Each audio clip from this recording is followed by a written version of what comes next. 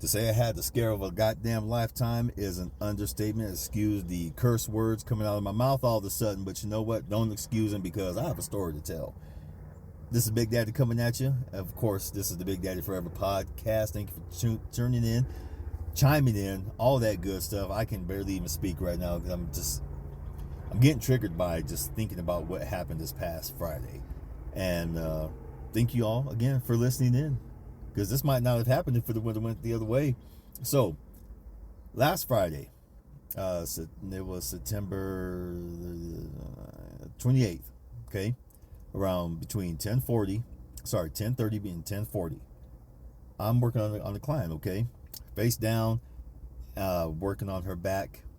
I start working and get ready to turn her over after a few more strokes on the back. Then all of a sudden I start getting this sharp pain starting in my fingertips, okay?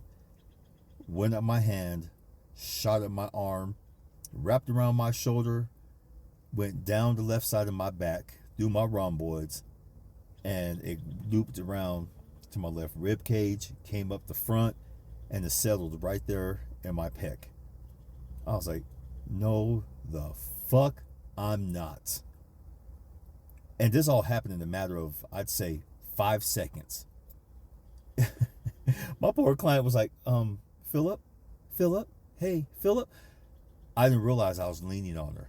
I was leaning on her, like I was trying to hold myself up, lean on her. And I snapped to real quick. I said, oh, hey, I'm sorry. I was just trying to get something out right there. She goes, oh, I think you got it out. She started chuckling. I'm like, oh, shit. No, I just did not have a fucking stroke. I finished up the massage, run out, grab my front desk manager. I said, hey, I need you to examine me real quick, look at my face, all this stuff. Went to one of the rooms. She looked at my face. I said, do you see any droopiness? Do you see anything? And then she stopped and she looked at me. She goes, the left side of your face looks like it's curving to the right. I said, okay, do you see my eyeball flittering fast? Anything? She goes, no. She goes, but I want you to stick out your tongue. Stuck out my tongue. Y'all, that sumbitch swooped way to the left. That's a sign of a stroke.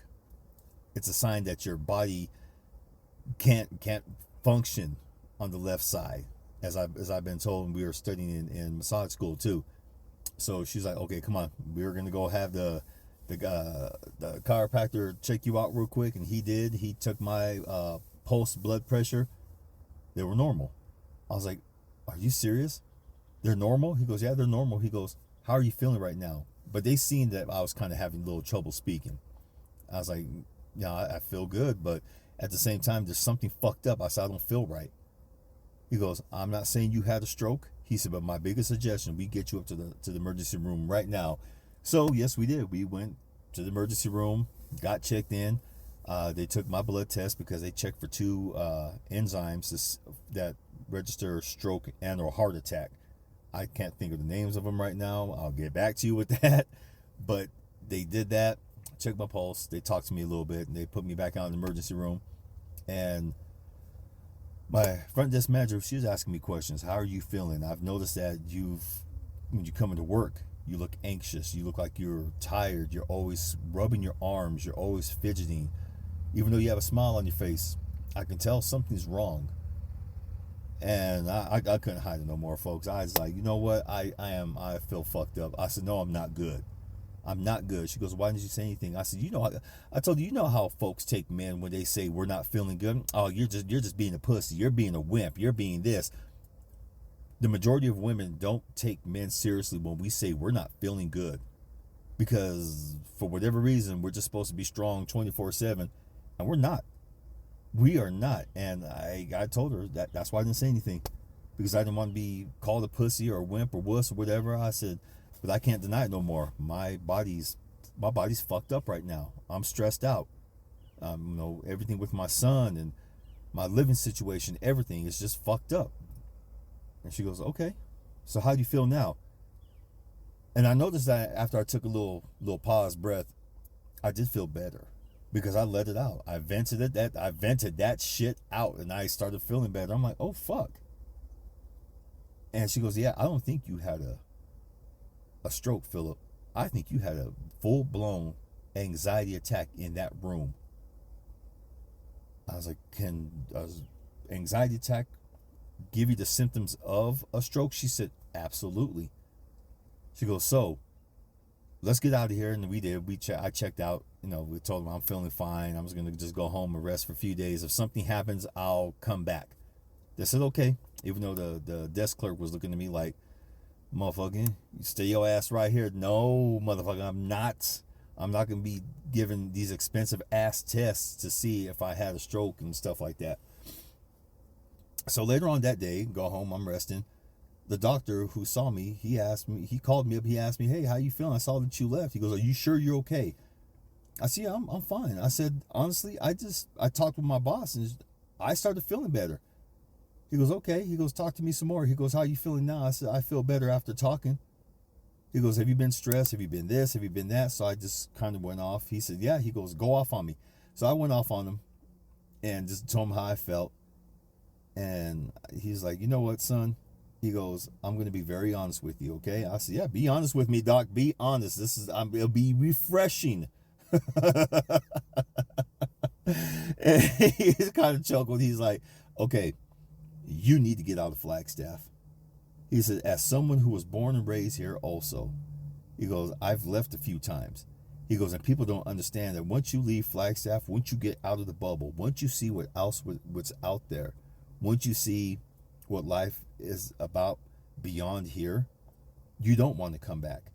He goes, there's too much opportunity. There's too many things to see. He goes, Flagstaff will always be home.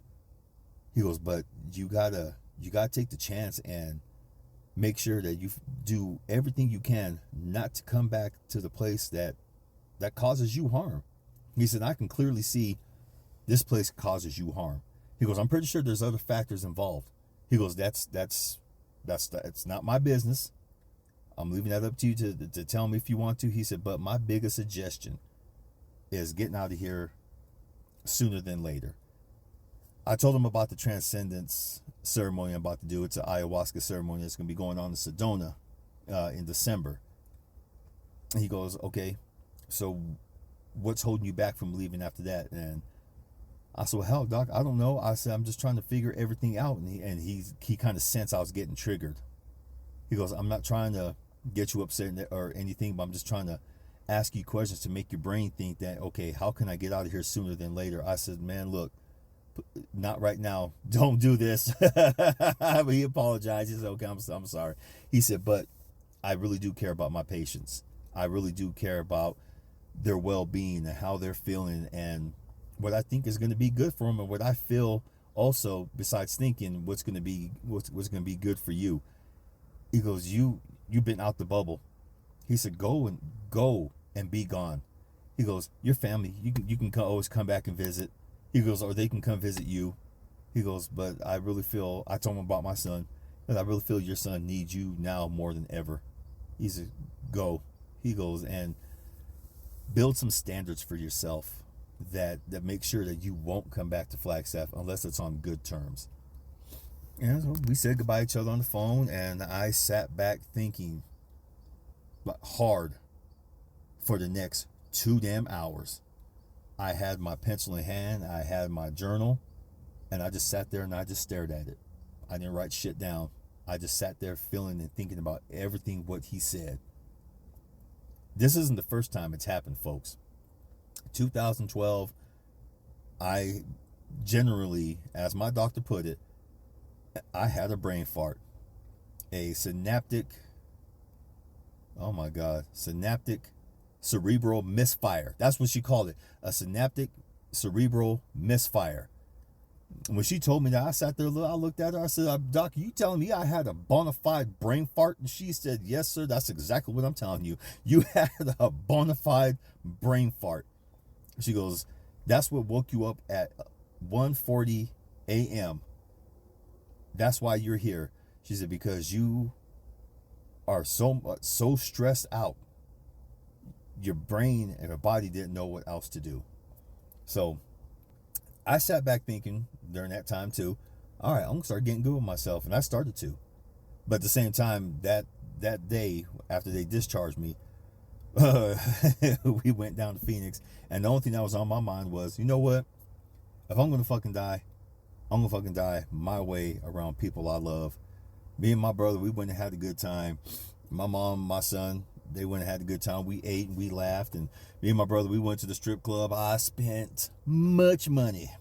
Them heifers, they loved me that night. God damn. Hell yeah, I had fun. Hell, my bills are paid, rent was paid. I didn't give a shit. I had fun.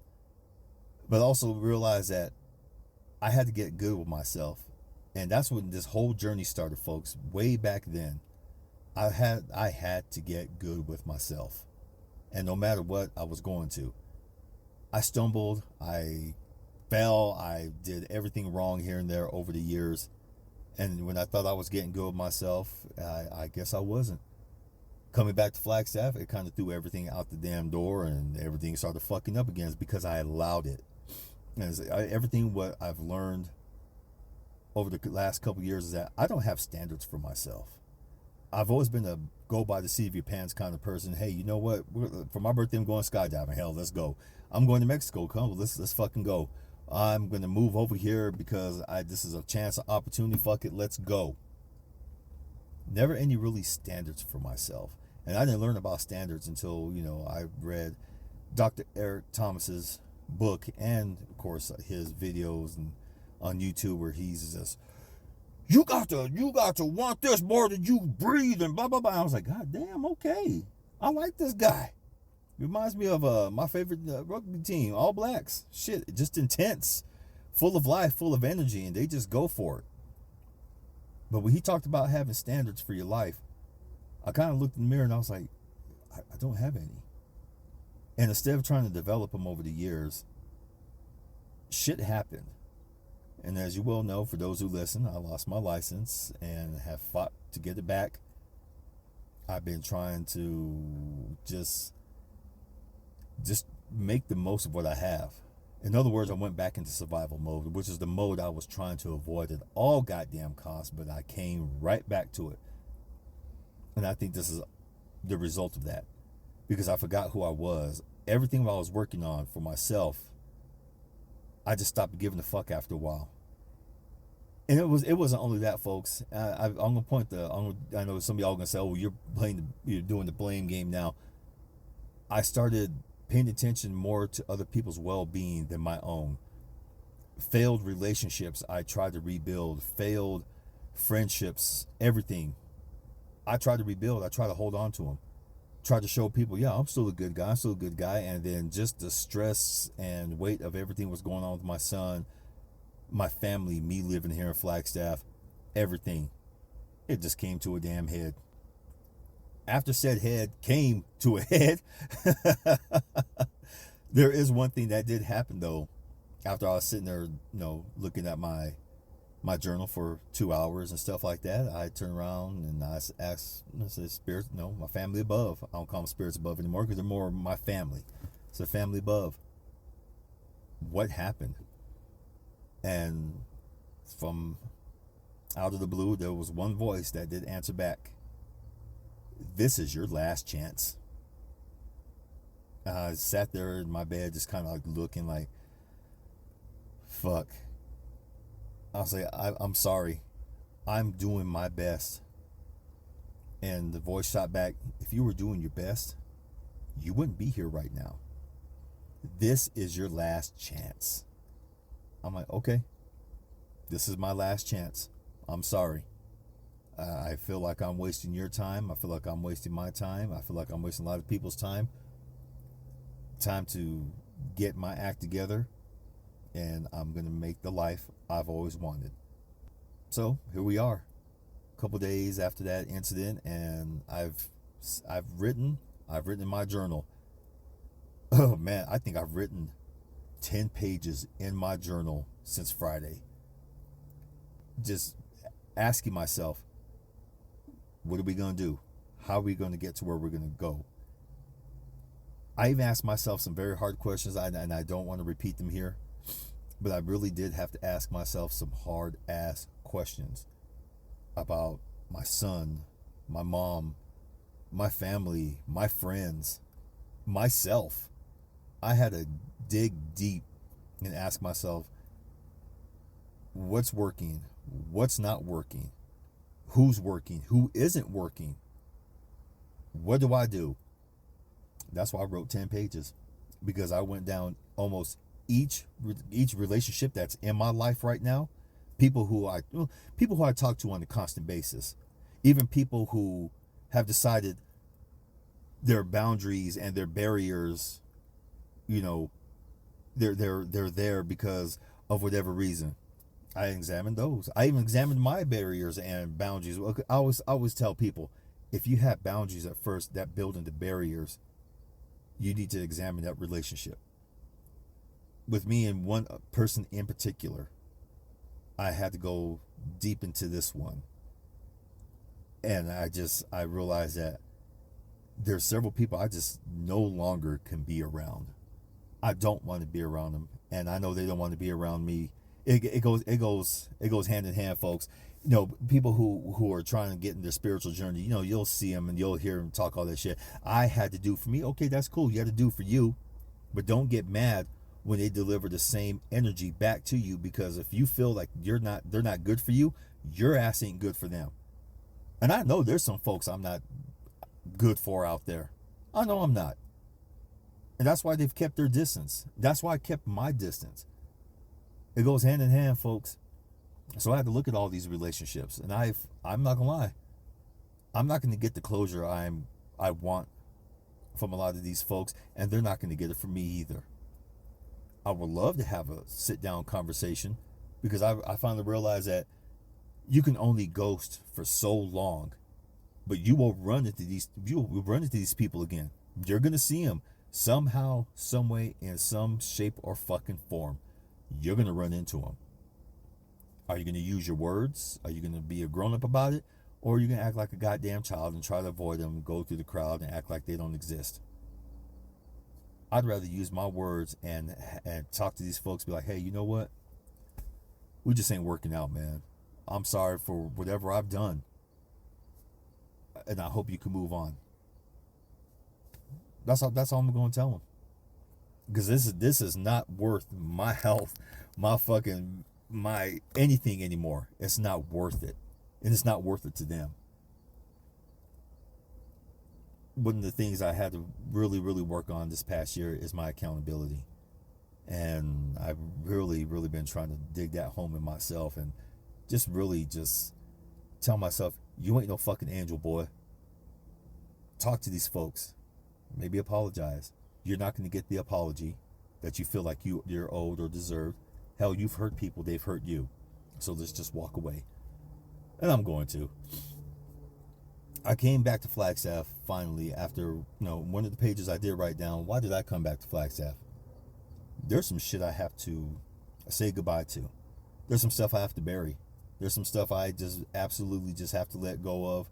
And I feel once I do that, I'm gone.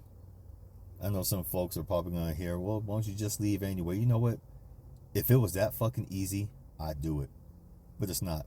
I want to make sure I have everything, all my goodbyes, in order. And I don't know. We'll see what happens. We'll see what happens when I go to California. But I'm already feeling good and knowing that I'm going to make it. Big Daddy going to be just fine. I'm going to do me. And every time I do go to California, even when I just cross the border and one of my little road trips and stuff like that, folks, something about that California energy, it just feels good. I don't know what it is, man. It feels good. Maybe it's because it's a new beginning. It's a new start. When me and my mom were down there visiting my son last month, 2 months ago, it just felt good. It felt like I was home. Arizona, I've been all over the place in Arizona. I've seen some stuff. I haven't seen everything, but no, that's okay. I want to move on with my life. I want to be there for my son. I want to be there for me. There's new adventures on the horizon. Hot damn. Like I tell everybody, I'm going to ride this life until the motherfucking brakes fall off. I promise that. Hell, I got my damn passport now. My passport needs to be filled up with stamps. So if anyone out there, if you guys want to do like trips, go across seas and go exploring and stuff like that, hit your boy up. Shit, like I said, I got my damn passport. And to my one of the homeboys said, well, you got your passport once you become a passport, bro. You know what? I just might. Germany calling. Germany is calling. But first, I got to make a side trip to Africa. If you know, you know. I've talked about it before. If you know, you know. And folks, last parting words, take care of yourself. Your mind, your body, your spirit. Please take care of yourself. We, each of us, we're all limited editions. We're here on this earth remembering this time, place, and space because we're here to make corrections and or learn lessons for our next life. Yes, I really believe that we do live multiple lives because our bodies are energy. They just transfer to the next form. We don't truly die. The physical form may die, but our spirit, our soul, never truly dies. And we're all here for a reason right now. Find out what that reason is. But please take care of yourself. If your vessel's fucked up, chances are you're not gonna be, you're not gonna be long for this world. I've seen too many of my friends and family who didn't take care of themselves. They're gone now. I thought I was gonna be one of them on Friday, and I ain't gonna lie, I was scared shitless. That was my wake-up call. To everyone who's checked in on me, thank you. That's some love there. And I'm not gonna lie, I didn't really think no one gave a shit.